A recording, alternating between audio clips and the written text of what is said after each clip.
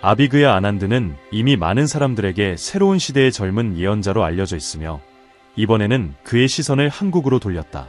그의 최신 계시는 단순한 변화가 아닌 한반도의 정치적, 사회적, 영적 기동을 관통하는 깊고 불가피한 변혁을 말하고 있다. 그의 비전에 따르면 새로운 시대가 다가오고 있으며 아무것도 예전과 같지 않을 것이다. 한국 사회에 전례 없는 존재가 등장할 것이다. 지금은 대부분의 사람들에게 보이지 않는 이름이지만 머지않아 희망과 경외심으로 불리게 될 이름이다. 민이라는 글자를 이름에 지닌 40을 갓 넘긴 남자.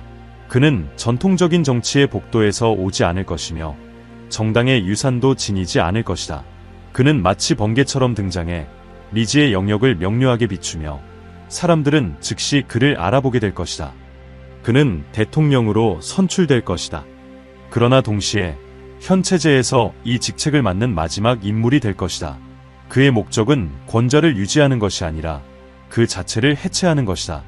그는 일반적인 정치 논리를 넘어선 더 큰 비전에 이끌려 한국 현대사에서 가장 큰 구조개혁의 길을 열 것이다. 그것은 바로 위원 내각제로의 전환이다. 아비그야는 이 변화가 단지 법적, 제도적인 것이 아니라고 말한다. 이 변화는 기존 정당과 구조에 더 이상 대표성을 느끼지 못하는 사회의 피로감에서 태어난 집단적 각성과 함께 찾아올 것이다. 새로운 대통령은 집중된 권력의 함정을 인식하고 용기를 내어 거의 아무도 하지 않는 일을 할 것이다. 자신의 힘을 내려놓고 진정한 목소리를 국민에게 돌려줄 것이다. 그러나 이 변화로 가는 길은 결코 단순하지 않을 것이다. 저항, 두려움, 혼란이 뒤따를 것이다. 오래된 구조는 쉽게 무너지지 않을 것이다. 많은 이들이 새로운 지도자를 비난하며 그를 무모하거나 이상주의자라 여길 것이다. 그러나 그는 집중력을 잃지 않을 것이다. 자신이 단지 생각이 다른 사람이 아닌 더 큰 무언가의 도구임을 알기에 그는 침착하고 단호하게 미래를 향해 나아갈 것이다. 아비그야는 이 과정의 징후들을 정확히 묘사한다. 치열한 논쟁, 역사적인 국회회의, 언론과 SNS에서 밤을 새우는 일들이 이어질 것이다. 그러나 그 무엇보다도 거리에는 새로운 에너지가 흐를 것이다. 조용하지만 점점 커지는 감정, 무언가 깊은 것이 변하고 있다는 느낌. 국민은 점점 기다림의 시간이 끝났다는 것을 깨닫기 시작할 것이다. 불가능해 보였던 변혁이 이제는 손에 잡힐 듯 다가오고 있다. 2027년 예언자에 따르면 이 에너지는 눈에 보이는 형태로 나타날 것이다. 전국적으로 거대한 움직임이 퍼져나갈 것이며 100만 명이 넘는 사람들이 거리로 나올 것이다. 그들은 무언가에 반대하기 위해서가 아니라 집단적인 쇄신에 대한 열망을 표현하기 위해 나설 것이다. 젊은 얼굴들, 높이 든 손들, 희망으로 가득 찬 눈빛. 이 군중은 단지 인물의 교체가 아니라 권력의 근본을 바꾸자고 외칠 것이다. 조용하지만 단호한 움직임. 지금까지 이 나라가 한 번도 경험하지 못한 방식일 것이다. 아비그야는 이 순간이 중대한 전환점이 될 것이라고 말한다. 거리에서 타오르는 이 불꽃은 어떤 명령이나 공허한 약속으로도 꺼지지 않을 것이다. 이 불꽃은 새로운 체제로 가는 되돌릴 수 없는 길을 열 것이다. 그 체제에서는 국회가 진정한 목소리를 갖게 되고 선출된 대표들 가운데서 선택된 총리가 정부를 이끄는 핵심 인물이 될 것이다. 이 새로운 모델은 단순히 다른 나라의 시스템을 모방한 것이 아닐 것이다. 그것은 한국적인 색채를 띨 것이다. 오랜 고통과 저항 속에서 규율과 창의성 속에서 태어난 수십 년 동안 분단되어 있었음에도 정체성을 지켜온 한 민족의 이야기에서 비롯될 것이다. 그리고 이 모델은 세계의 하나의 본보기가 될 것이다. 폭력이나 절망에 의지하지 않고도 한 나라가 스스로를 어떻게 재창조할 수 있는지를 보여주는 사례가 될 것이다. 아비그야는 이 전환의 중심에 청년들이 있을 것이라고 본다. 특히 Z세대와 알파세대는 이미 극단적인 대립에 지친 초연결 시대에 태어나 실질적인 해결책을 갈망하는 세대이다. 이 젊은이들은 낡은 이념에 얽매이지 않을 것이다. 그들은 효율, 진실, 투명성을 추구할 것이다. 그리고 무엇보다 자신들의 이야기에 귀 기울이고 영감을 주는 리더를 원할 것이다. 이제 그들은 더 이상 권력의 구경꾼이 되기를 원하지 않을 것이다. 주인공이 될 것이다. 직책을 맡고 토론을 주도하고 한국 사회의 새로운 장을 써 내려갈 것이다. 바로 이들이 새로운 대통령이 시작한 프로젝트를 이어가며 과거로 되돌리려는 보수 세력의 방해로부터 그 변화를 지켜낼 것이다. 동시에 아비그야는 더 깊은 내면의 변화를 언급한다. 더 미묘하지만 훨씬 강력한 변화.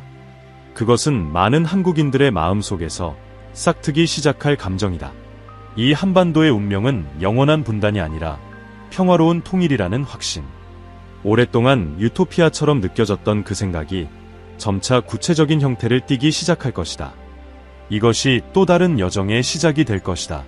아비그야가 바라보는 외연의 두 번째 단계. 그것은 단지 정치 체제 개혁에 그치지 않고 남북의 화해로 나아가는 여정이 될 것이다. 아비그야 아난드의 계시는 단순히 새로운 지도자의 등장에 그치지 않는다. 그것은 보이지 않는 파도처럼 구조와 이념, 국경을 넘어 퍼져나간다. 젊은 예언자에 따르면 한국은 단지 새로운 정치 인물의 부상을 목격하는 데 그치지 않고 그 인물의 인도로 현대사에서 가장 거대한 제도적 변혁을 맞이하게 될 것이다. 바로 대통령제에서 의원 내각제로의 전환, 많은 이들이 불가능하다고 여겼던 변화이다. 그가 묘사한 이 변화는 단지 새 대통령의 의지만으로 이루어지는 것이 아니다. 그것은 국민의 영혼 깊은 곳에서 솟아나는 집단적 감정의 결과다. 마치 별들과 바람이 잠든 의식을 흔들기 위해 음성 없이 공모하는 듯한 조용한 부름. 새로운 지도자는 모든 권력을 자기 손에 집중시키는 것의 위험을 인지하고 스스로 완전한 대통령직을 내려놓기로 결단할 것이다. 그는 헌법 개정을 주도하며 자신의 권한을 제한하고 정부를 선출된 대표들과 나누는 방향으로 나아갈 것이다. 이 대담한 선택은 세계 정치 무대에 충격을 줄 것이다. 외국의 지도자들은 의심의 눈초리로 바라볼 것이며 전문가들은 회의적인 분석을 쏟아낼 것이다. 하지만 한국 내부에서는 훨씬 더 깊은 일이 벌어질 것이다. 사람들은 이것이 단순한 제도 변경이 아니라 진정한 국가 정화의 시작임을 느끼기 시작할 것이다. 권위주의의 오래된 뿌리를 잘라내는 일, 통치의 윤리적 기반을 새로 세우는 일, 새로운 대통령의 계획은 저항에 부딪힐 것이다. 기득권에 얽매인 전통적인 세력들은 개혁의 진전을 막기 위해 온갖 방법을 동원할 것이다. 숙련된 정치인들은 이 개혁안을 무책임하다고, 기술적 이해가 부족하다고, 대중을 선동하는 포퓰리즘이라고 공격할 것이다.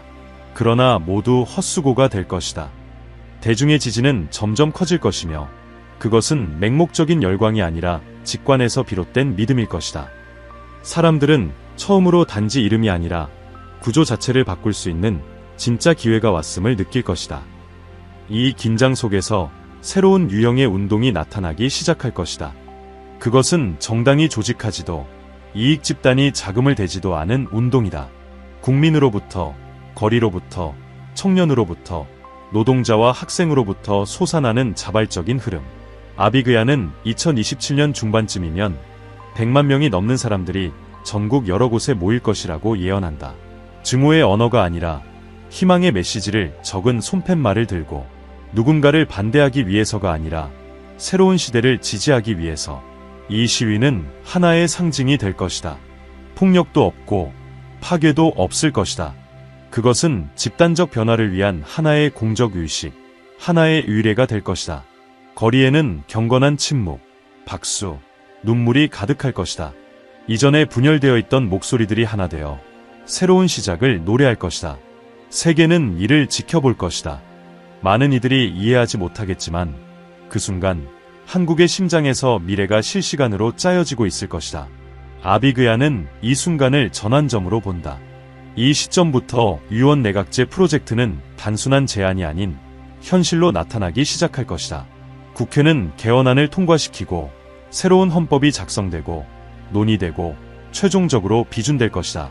그리고 2028년까지 한국은 보다 분산되고 투명하며 다원적인 새로운 정부 체제를 갖추게 될 것이다. 하지만 외연은 여기서 멈추지 않는다. 그는 이 내적인 변화가 국경을 넘어 파장을 일으킬 것이라고 말한다. 한국의 변혁은 다른 나라들에게 하나의 살아있는 본보기가 될 것이다. 비효율적이거나 권위주의적인 체제에 묶인 나라들이 한국에서 영감을 받을 것이다. 권력을 내려놓는 용기가 가장 위대한 힘으로 여겨질 것이다. 국내에서는 더욱 미묘한 변화가 일어날 것이다. 정치 문화 자체가 새롭게 태어날 것이다. 오래된 양극화의 순환이 끊기고 공익을 중심으로 한 새로운 정당들이 등장할 것이다. 대립이 아닌 대화가 중심이 되고 선거운동은 말의 전쟁이 아니라 함께 건설하자는 초대가 될 것이다.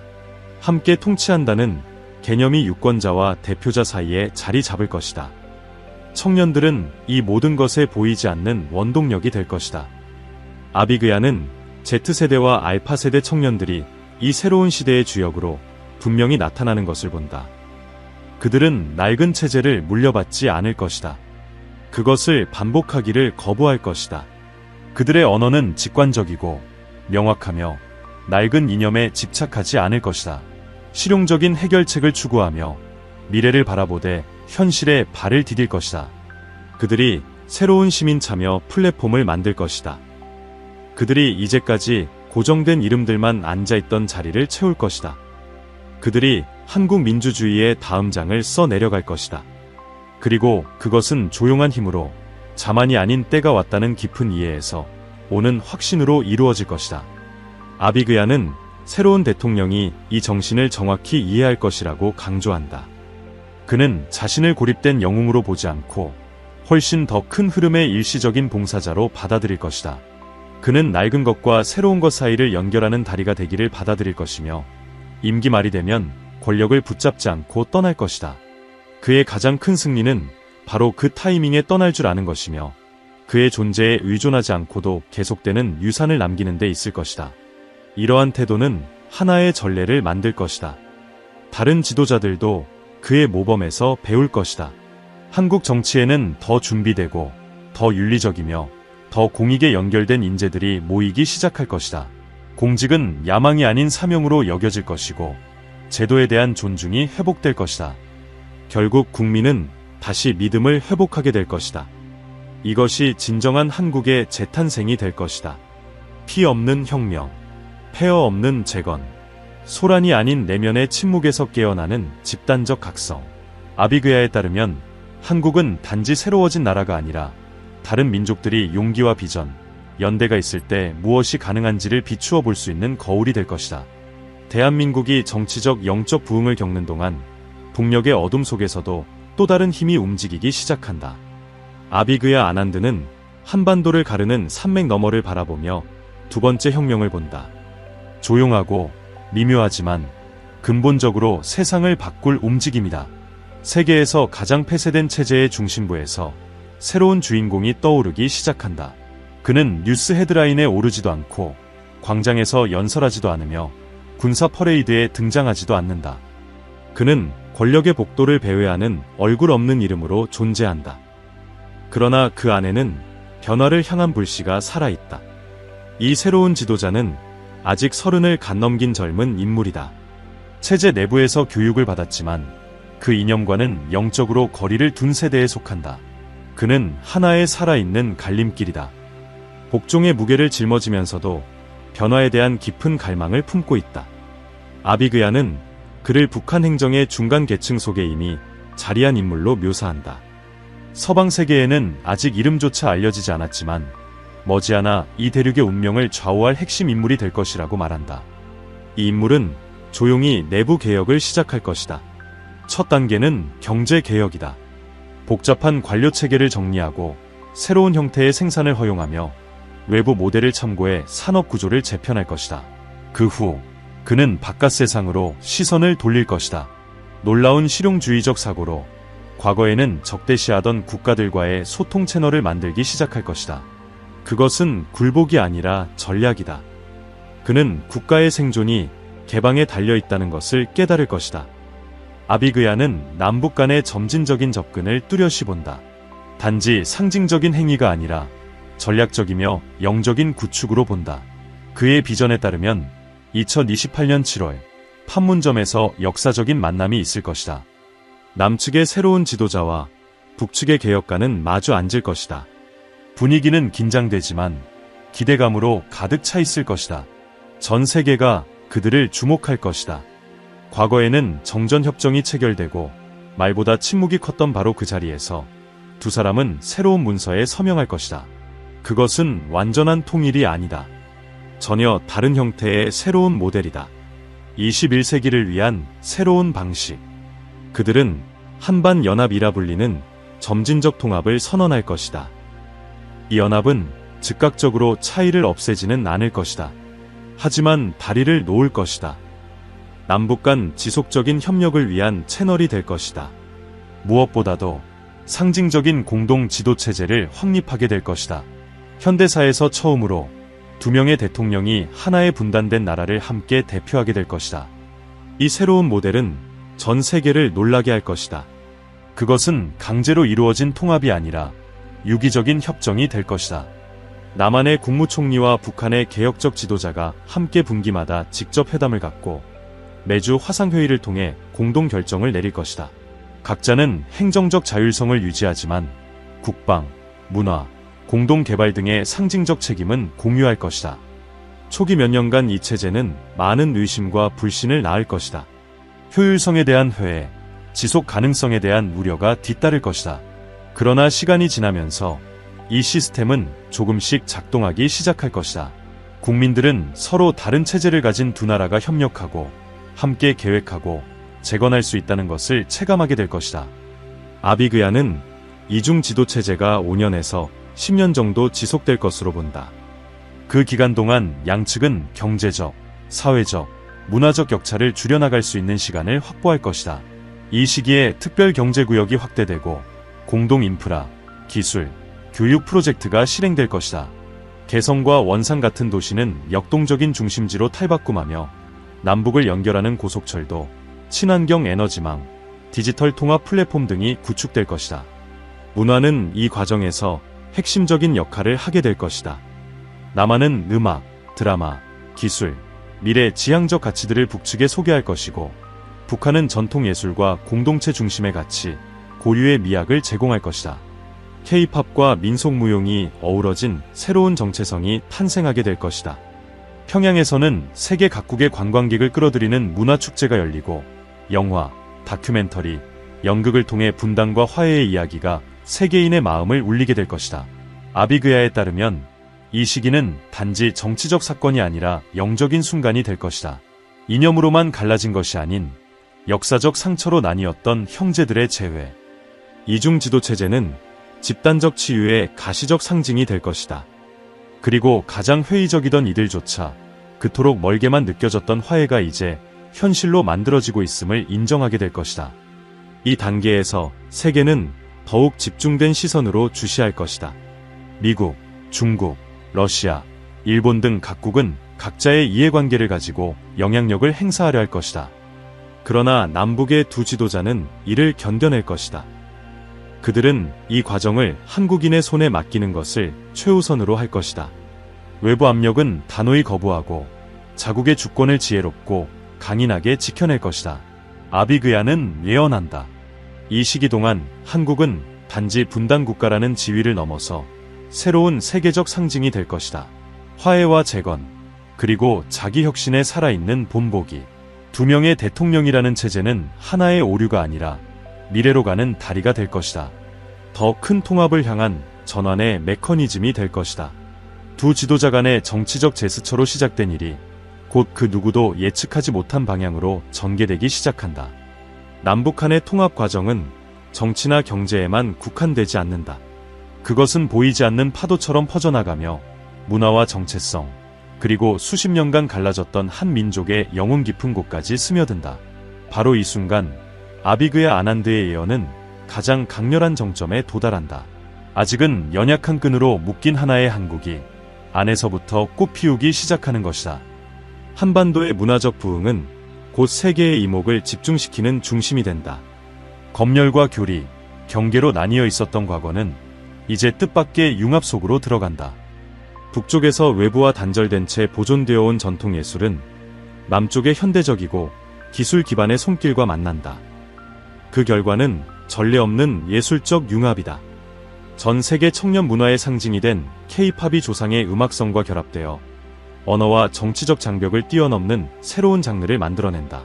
첫 공연은 평양에서 열린다. 전 세계의 관객들이 놀라움 속에 바라보는 가운데 과거 통제의 상징이었던 도시는 이제 화해의 무대가 된다. 영화, 무용, 문학축제가 남북 주요 도시에서 개최된다. 그것은 단순한 예술의 향연이 아니라 집단적 용서를 위한 영적인 의식이다. 이산가족의 이야기, 대물림된 두려움, 침묵 속에서도 살아남은 희망을 다룬 영화들이 세계인의 가슴을 울린다. 공유된 고통이 이야기가 되고, 이야기가 예술이 되고, 예술이 다시 다리가 된다.